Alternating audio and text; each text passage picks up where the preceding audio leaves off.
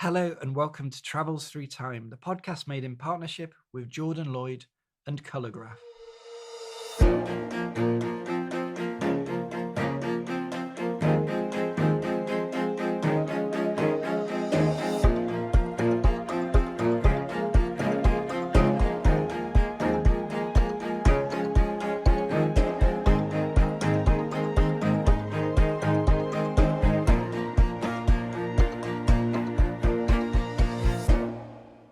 Hello, I'm Peter Moore, and welcome to a very special episode of Travels Through Time.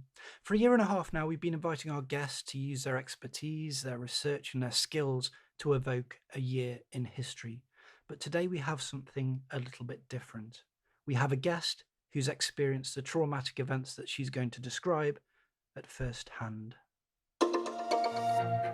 In January this year, I interviewed the Venezuelan author Ariana Neumann about her astonishing book, When Time Stopped. Some of you might remember it. Ariana's father was Jewish and he grew up in Czechoslovakia between the wars. In our conversation, we talked about the distressing events of the year 1944, the year when Ariana's grandparents were sent east to the camps, and the year when her father lived undetected in the very heart of Berlin.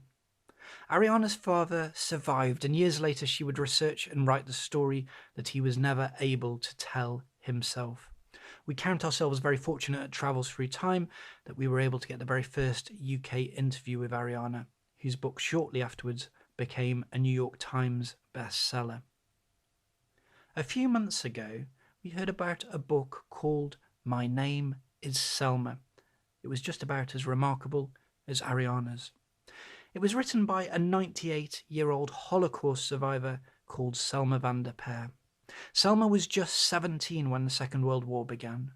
As a young Dutch Jew, she was forced to hide from the Nazis, and as the war progressed, she joined the resistance movement, travelling the country under a fake ID, sharing important information.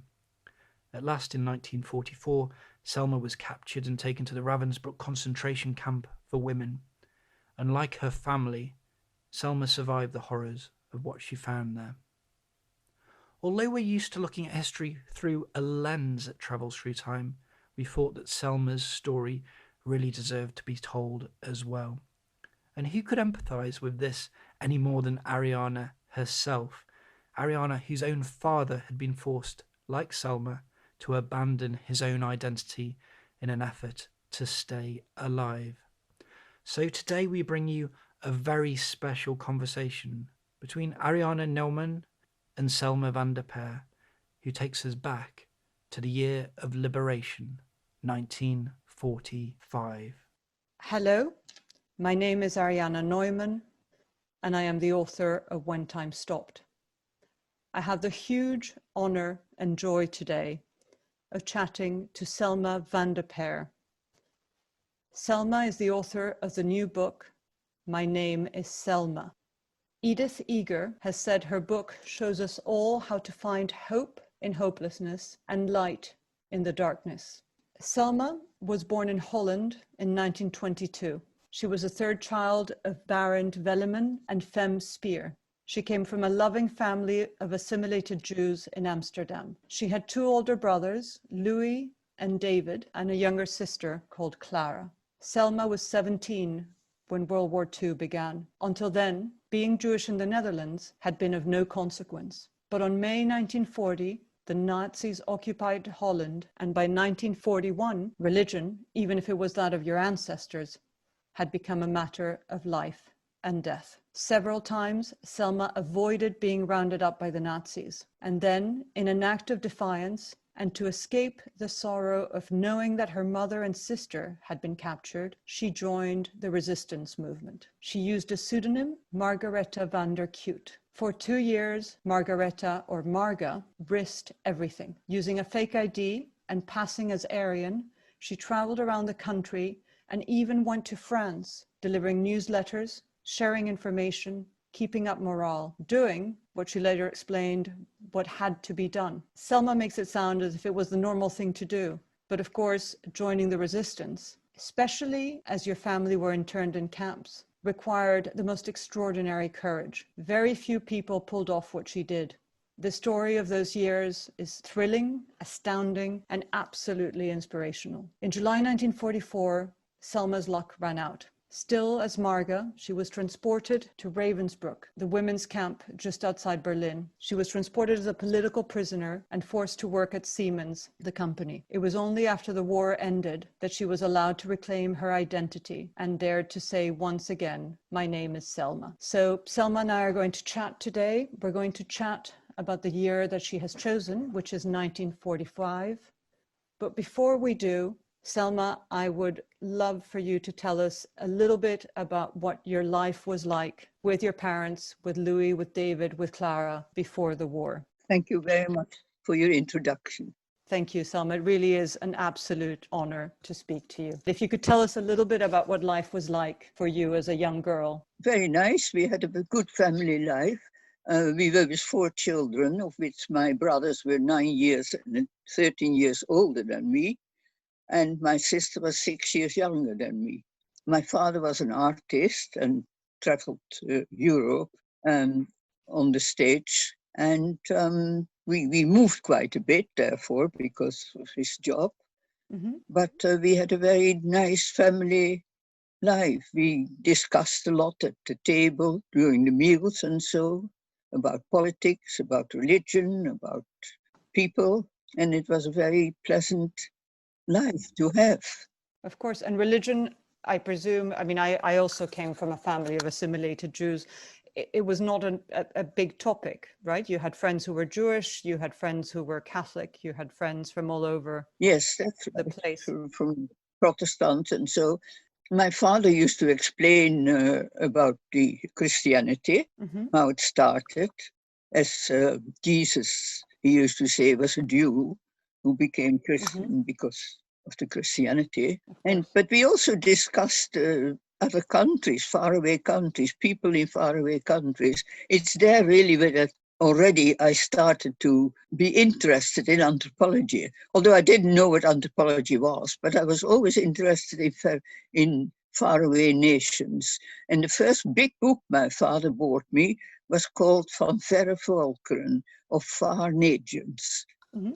And the pictures in the book, that was very interesting. It was for a teenager, of course, but it was a very interesting book. I've of course still got it. Oh, how wonderful. And of course, your father was an actor. And do you think were you close to him? Very close, yes. I admired him in everything. Most things needed. And of course, life changed. Did it change immediately in 1940 when the Nazis marched in? Not immediately, no, not immediately. In the first year was not too bad, actually. We were very anxious because both my brothers, my younger brother David, the one who's 9 years older than me, he was in the medical services, and he was stationed in Middelburg in the south of Holland near the Belgian border. And when the Dutch, after 4 days of fighting, capitulated, the unit was told to go to Belgium. Well, Belgium capitulated. I mean, they were going to France and from there to England. So my younger brother was in England, and the older one, Louis, was a sailor, an officer in the Marine. Of course, in the Marines. Yes, of course. So they both were not with you. We were very anxious, really, to know what happened to them, because we were scared that they had fallen in German hands. Of course. And they were not, I mean, they were obviously not with you in Amsterdam.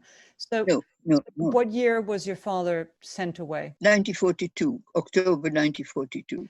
He was called up to go to a work camp, because all we knew was, everybody knew, that you were only sent to a work camp. It was said in the paper all the time. And he thought he was going to a work camp. But the same night, when he arrived at the work camp in the north of Holland, he was sent through to the transit camp Westerbork. And from there, he stayed there till December and was then sent all to Auschwitz. Of course. And killed. Of course. But you didn't know this at the time. I didn't know that, no. But you decided, you and your mother and your sister Clara. That evening, yes, when the evening that my father went to that work camp, we heard a lot of lorries and vans outside, and people were collected, Jewish people were collected, wives and children of these people, of these men who went to the work camp. And they were just thrown into lorries. And I said to my mother, we were not collected, although I could hear it all. But I said to my mother, we're lucky, maybe they will come for us tomorrow. And I said, we have to go into hiding. Yes. So that's when you decide to go into hiding. Your mother stays with her. It was difficult, as I understand it, to hide as a group of three. So your mother kept your younger sister, Clara, Yeah, who must have been very young at the time. Maybe, was she 12, 13? A little bit. that's right. Yeah, And she then, was born in 1928. exactly. And then they stayed together, and you went into hiding as well, but you went into hiding on your own. Yes. Well, the man who was having these lists of people, because it was very difficult, there was no resistance movement yet, not really, but people started helping.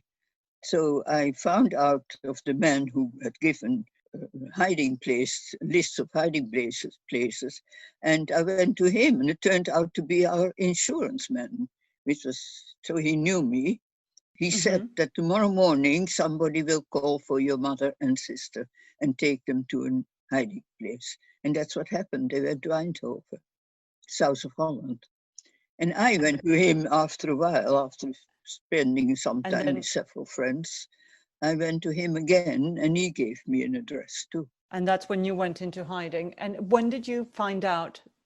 Because it's an absolutely heart-wrenching moment in the book when you find out that your sister and your mother have been turned in. Well, I was already staying. I was staying with a doctor's family, living on their own with the laboratory, because the laboratory assistant at that time, the doctors of Leiden, which is a famous Leiden hospital, and those doctors had already formed a little group to find places for Jewish people to hide them. And I was staying with Antje, who was a doctor in the Leiden hospital, and several of these doctors who were helping were telling stories about what I had done. Many people don't know this, but to hide someone who was Jewish was punishable by death. Or, Oh, so it definitely. was a huge, Concentration camp, at least. yes, so it was a huge risk that these people were taking. They were taking tremendous risks to save other people. Yeah. And of course, a lot of them were paid for this risk, but it doesn't take away the fact that they were risking their lives by doing so. Definitely, absolutely true. It is absolutely admirable and astounding. Yeah. At the same time, of course, there were many, by that time, there were Christian boys and men who had to go into hiding as well. Of course. Because the Germans asked them to sign loyalty sheets if they wanted to go to university. And if they didn't, they had to go into hiding. Otherwise, they would be sent to Germany. And people who were called up to go to Germany, Christian people, also didn't want to go often. So they had to be found hiding places too. Of course. So the resistance movement was getting in quite a difficult time, you know. And it was then when I heard those stories, and they said that they were so short of young people who could help, that I said, can I help? And that's how I arrived in the resistance movement. But I didn't know in the beginning what it was. Of course. But do you think part of the reason you joined the resistance was because once your sister and your mother had been captured? Yes, by that time, I was already doing jobs because I visited them with money and cards as well, like I did with other people. I was a courier. I was already a courier when my mother and sister were still alive. Of course. So I had already offered to join.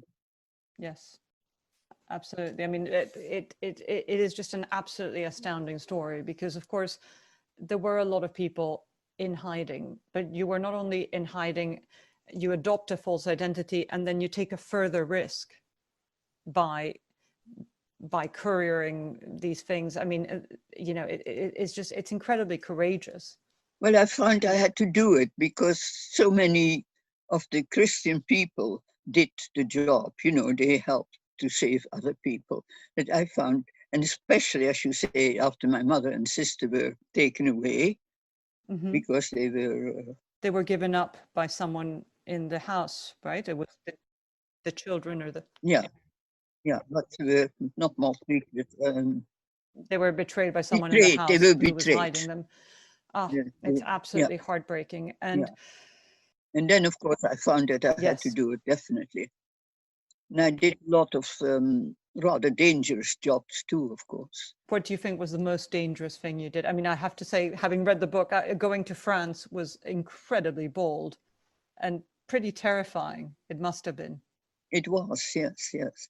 But several of the others were quite difficult to say yes to. You know, in the beginning I said, no, I don't want to do it. But in the end, they said it was necessary, and so I did.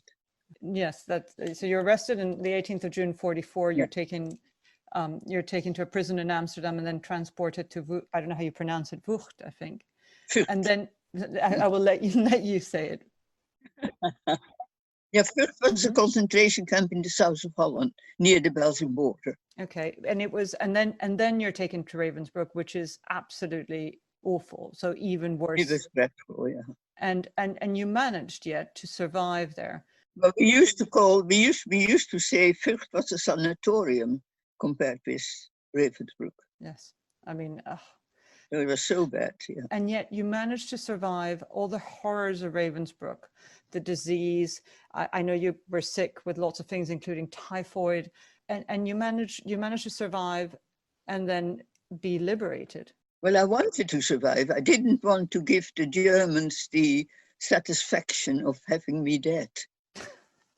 I just felt I wanted to survive. Yes, just to get back at them. I completely. I think actually of the Nazis. Yeah. My father, who went through a similar thing, said that what really egged him on, or wrote that what really egged him on to survive was because he didn't want to let the Nazis win, and he felt that by surrendering and not fighting, he would let the Nazis win too. I mean, this takes us, of course, to 1945, which must have been an absolutely incredible year for you, because it's obviously the end of the war. It's the time of liberation. So in many ways, it must have been a very difficult year, but also a very... Especially at the beginning of 45, I was still in the concentration camp, and the Germans were killing women every day. Of course. Because they didn't want them to survive to tell the stories. And they just, by that time, Auschwitz was finished, was liberated by the Russians, and the Germans brought all the staff, all the SSs, back to Ravensbrück, and also the gas chamber was built then in Ravensbrück. And then so it was even more overcrowded, Ravensbrück, than it had been. So yeah, completely overcrowded. That's why they killed so many women, without reason, from all over Europe, of course. Of course. And then, shall we talk about these 3 episodes in 1945? Yes. Well, I was very pleased we were liberated on the 23rd of April. That's right. So the first one is the 23rd of April, 1945. And it's when the liberation of prisoners in Ravensbrück, is that? Well, it started with the Norwegians and then the Danes a few weeks before. And then we were told we were told to go outside the camp. We weren't told we were liberated, but some of the people who worked in the offices of the SS, which they did have German and Austrian ladies to work. And they said, yes, you're going to be freed. You're going to Sweden. And we said, oh, no. We didn't believe it, because those stories had been told so often that we didn't believe it, but it was true. And did you feel at that moment when you were standing outside, did you feel anything really could happen? So maybe you were going to be liberated, but you could have easily been rounded up. No, we thought all the time that we were not. We thought all the time we were afraid, and thought we were going to be taken back into the camp and killed. Of course, because you had seen this happen to very many others. It had happened so often, yeah. Oh, incredible. But then in the end, when we saw we stood there from we had to stand there in the early morning. And then when nothing came, and we suddenly saw a little sports car, and a young man jumped out of it who told us he was Swedish, and he was a friend of Count Bernadotte, who was head of the Swedish Red Cross. and they were going to take us to Sweden, but invite Red Cross buses. But no buses arrived. We stood there for till the evening, and so this nice Swede told us, "Why don't you go back into the camp and sleep?" Because he had heard our stories, but we could see in his face that he didn't believe it really, Mm-hmm. because the stories were so atrocious. It was unbelievable, really. So we said, "Oh, no, never. We don't go in the camp." We are used to stand for 12 hours because we used to work for 12 hours from 6 till 6, either night shift or day shift. So you stood there waiting for the white vans to come and rescue you. And we stood there waiting, that's right, and they didn't come. Yeah. Mm-hmm. And then the next morning, we stood there the whole night. He gave us chocolates and cigarettes. When he gave the light I put the cigarette in my mouth, and when he wanted to light it, my Aufseherin, the German guard, called out of the window, "Don't smoke, Marga. Nicht rauchen, Marga." Then he said to me, "She has nothing to tell you anymore. You can do what you like." And that was the first moment I thought I was free. Oh, that is incredible. I mean, it's incredible that the German woman would still feel that she could tell you what to do. Well, she was so used to do that, of course, yes. Of course, and you were used to listening to her. It must have been absolutely exhilarating. Yeah, it was. To have that first puff of that cigarette. Yeah. And also that moment I knew that I was free, Of course. So we were taken the next morning. There were 3 vans coming, military trucks, and the better amongst us who were not so ill, because we were all, of course, terribly starved. Yes. And we went in those vans and were taken to Sweden, but we stopped after an hour in the woods near Denmark before we got to Denmark. And while we were in the woods, we were given by the people who drove the vans, the drivers. One was Canadian, I remember.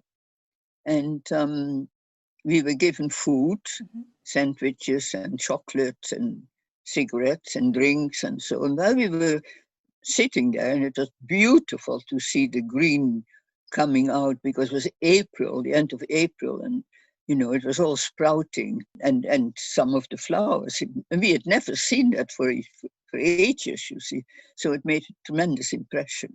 And then suddenly we heard shooting, and they were the Allies who thought that there were Germans fleeing. We were told this later on, of course. And so they were shooting, and the driver said, "Quick, quick, quick, go back in." Oh. So we had leave everything behind. And so we ran to the vans and got inside. They shot, I think about 13 people were killed. Yeah, who thought they were going to that were with you, be freed, and were killed after all that. And then God, I mean, it's an extraordinary tale, because even in that moment of bliss, I can only imagine what it's like to taste chocolate after all these years, and to have unbelievable, yeah, to see the beautiful woods, and you still have the fear, and you still have people being killed, or even in April, I mean, by accident, of course, but still horrific. So then it takes us, I think, to the second, is it your second episode, which is on April 28th? Is it April 28th when you arrive in Sweden? Yes. And well, we were taken first to Denmark, and then to Sweden, to Malmö by ferry. And in Malmö, they had opened the museum, and one of the halls was emptied, and they had put mattresses down in the museum. And we were first taken there. And one of the first days, we were told to go in a queue, sent in a queue, and there was a man sitting behind a table from the Dutch legation, an attaché, and he wanted our names. And so I went to the back of the queue, and when it was my turn, I gave my name, Margarethe van der Kuit. And so which is, of course, your alias. It's not your real name. Pseudonym, yes. But I was so used to that name by then, you see, that I automatically gave that. And you were probably quite scared, right? Still, were you still scared? I was very scared, especially a few minutes later, when what happened was they all went to the mattresses. They said they were tired and sleeping and so. But I thought I went to the room, to the hall, and then thought I'd go back. So I went back to the man, he was luckily still there, and I said, where does this list go to? Does it go to Holland? And he said, no, Holland is still occupied, because Holland was not liberated until later, and Sweden was neutral. And I said, so what? He said, no, it's going to England. I said, but England is still at war with the Germans. Yes, but it will go in the diplomatic post. So he said, why? Why are you so interested? So I didn't dare tell him why for a long time. Of course. And then in the end, when I thought he was going away, I said, well, actually, very hesitatingly, my name is not Marga van der Kuit. It's Selma Welleman. And that was the first time I mentioned my name again. And I felt still scared. Of course, because you didn't know who was going to get a hold of that list. Absolutely. You were so scared that anybody would get hold of it, yeah. And I don't know if I'm jumping ahead too much, but then of course the fact that you give that name means that one of your brothers then a little bit later on. Yes, what happened was that we then from Stockholm went to Skatos, which was a little internment camp. We had dinner there at 6 or 7. There was a big hall where we could do theaters, and so there was one, and we got food as much as we liked. It was beautifully done and very well taken care of us. And then one evening, I had chosen the 7 o'clock dinner time. There was 6 and 7, at 6 or at 7. And there was a man on the stage, and he called out, is there a Selma Welleman here? He had asked that at 6 o'clock too. Nobody had answered. And so I stood up and I said, yes, that's me. I am. And all my friends were so surprised. They said they'd never thought that I was a different person. So my brother in London, who was working with the medical service, the Dutch medical services, he had sent a telegram. So it was very lucky I put my real name on the list, yeah. No, and called me Marga for months afterwards. They were so used to it. Hi, I'm Artemis, one of the presenters on this podcast. At Travels Through Time, we're incredibly proud to be partnering with Jordan Lloyd, one of the world's leading visual historians. His extraordinary photo colorization work has appeared on the covers of National Geographic, Life, and People magazines, and he's worked on special projects for titles like The Times of London and NPR. Through his expertly researched and detailed work, Jordan has brought to life some of the most famous events and people from modern history, whether it's his portrait of Abraham Lincoln or his sweeping panorama of the D-Day beaches in 1944. One of my current favourites is a photograph taken on the 1911 Terra Nova expedition to the Antarctic. The original shot is strange and beautiful, and it shows just how otherworldly parts of our planet can sometimes look, but the image is completely elevated by the deep and icy blues that Jordan's colorization work brings out. This, alongside many others, are available to buy as prints, and they make an unusual and striking present for that friend or family member of yours who loves the past. To find your favourite historical image, have a look at Jordan's site at www.colorgraph.co. And this is the third episode that we're going to talk about, which is your time in Skatos. Tell me a little bit more about about the camp in Skatos. Was it a nice place to be? I think it was a type of holiday camp or maybe a military camp before. I can't remember now. But it was very nice. It was small, but they had placed very nice little huts, eight people in a hut and bunk beds. But it was wonderful. There was plenty of showers and food, which we hadn't seen for years, of course. The Dutch ambassador and the consul came to the camp, to Skatos, with orange cakes, because of the House of Orange, of course. Willem, the royal family is called the House of Orange. And we always have orange cake and orange juice and things like that, orange drinks, and also a flag. And we had a party. The ambassador asked us, would we come to Stockholm to help out, because they were expecting lots of ex-prisoners from the other concentration camps, because there were thousands which nobody had known, but then started to know, and that there were so many other camps. And would we come to Stockholm to help them out? And so I said yes, and Thea said yes. So the two of us went to Stockholm long before anybody else came. And we were placed first with Swedish families and for a little while, and then in a small hotel. And I worked at the embassy and the legation, and my job was to start off with to write to sick Dutch people in the hospitals, or sick ones who were still already with families, with Swedish or Anglo-Swedish family. And that's what I did. And then, but they told me to ask what they needed, and that's what I had to do. And then ask for permission to signing and so on. And then later on, it took a few months before the planes started flying back to Holland. And then I was asked to make up the list of people who wanted to go back to Holland, because everybody really wanted to go back, almost everybody. And some people stayed and married Swedes.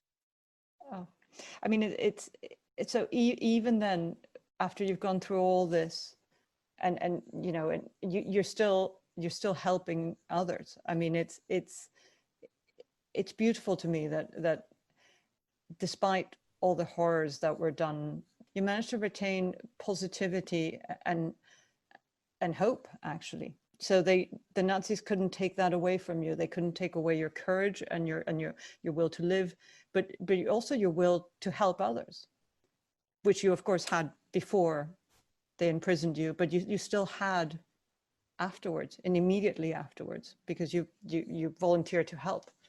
So I love the fact that you say, very matter of fact, well, of course, you know, I was always very practical. I like to get on with things, and you say that throughout your book. But it's quite extraordinary, because that you still managed to do all this despite all the horrific things that happened to you, all the horrific things that you saw, all the despite the fact that they decimated most of your family. So it is really absolutely inspirational, and I mean I cannot convey with words what your story is. So people really should go and read your book. But I wondered, well, I wondered two things, and I think there's still, but maybe as we're talking about 1945 still, is there an object or a memory or something that you would like to take away from 1945? I mean, I think in the podcast we always ask, is there something that you would keep with you? Is there an object or a memory or a feeling from 1945 that you keep with you still today? Well, first of all, what I didn't tell you yet is a material thing. When I was staying with this Swedish lady in the beginning, when I went to Stockholm, she gave me a beautiful big ball of blue check material. And I couldn't do anything with it. But when I went to that little hotel, there was Mrs. de Vries, a Dutch lady, whose son had saved her in a little fishing boat in 1942 from Holland to Sweden. And she had a sewing machine.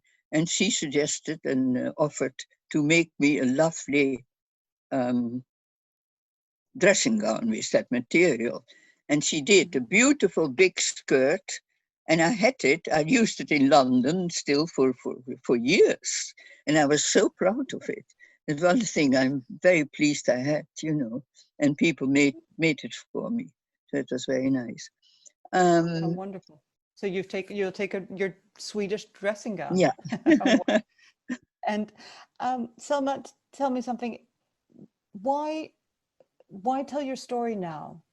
You're just 98. I think this is your first book. Yeah. And I know you wrote it a few years back, but what made you decide? Because for a long time you didn't focus on this. Well, I'd always been very busy. I was very active. I was teaching first, and here in London. Yes. In Hammersmith, the Sacred Heart. And then I worked for the BBC as well, soon after the war. after I'd worked for the Dutch government first. And then I moved to the BBC, where I met my husband, my later husband. And then I started studying sociology and anthropology. And I started teaching mathematics. So you were very, very busy. You didn't. That's what I needed, yes. So I was always very busy. My nephew said, you ought to write something down when they became older too.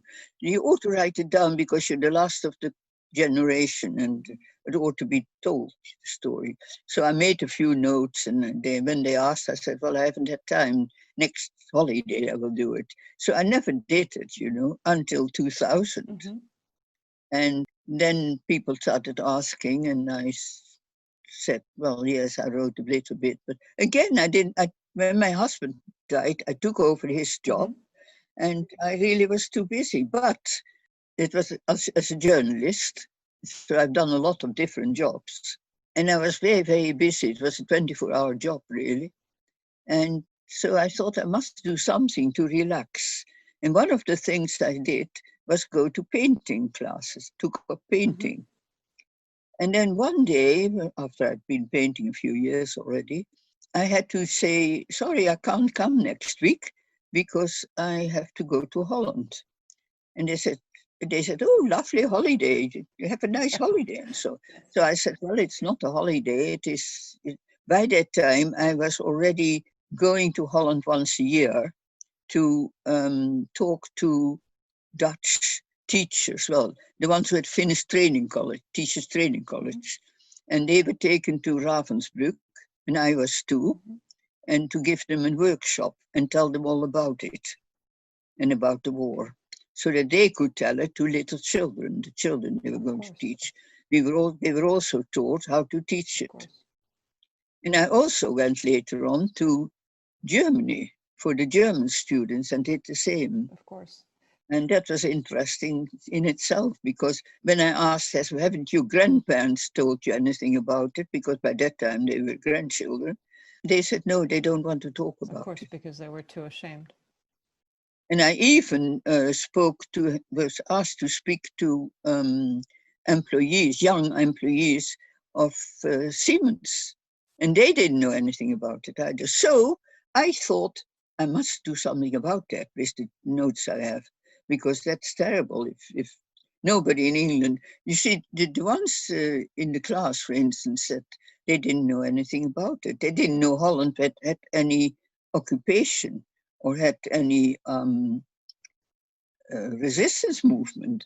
And they certainly didn't know about concentration camps for non-Jews. They knew about Auschwitz and Bergen-Belsen and so, but not about all the other concentration camps for people who resisted the Nazis in Holland. Yes. So I thought it's necessary that I tell it, and that's why I wrote it. And Holland, of course, had one of the biggest resistance movements. It also, in a horrible parallel, had had the biggest percentage and number of Jews killed during the war. But it is absolutely crucial, and it's remarkable that you to have your story, not only because it's beautiful, but it's also astounding and courageous, and it's just wonderful now, in 2020, to have this testament, not only to the horrors that we are capable of as humans, but really to the resilience of and bravery and courage. So I mean, as the daughter of the daughter of a Holocaust survivor and the granddaughter of people who died in Auschwitz, I cannot thank you enough for having the courage to tell it. So I'm hugely grateful. And one last thing, Selma, if I can steal a little bit more of your time, because I know you're very busy. No, please do. And I know publication date is tomorrow, so I know it's going to be incredibly busy. It will be here too, I have no doubt. And in the US, when it comes out in May, I have no doubt. I've had the privilege of reading it, and I really have no doubt it will be and should be a bestseller.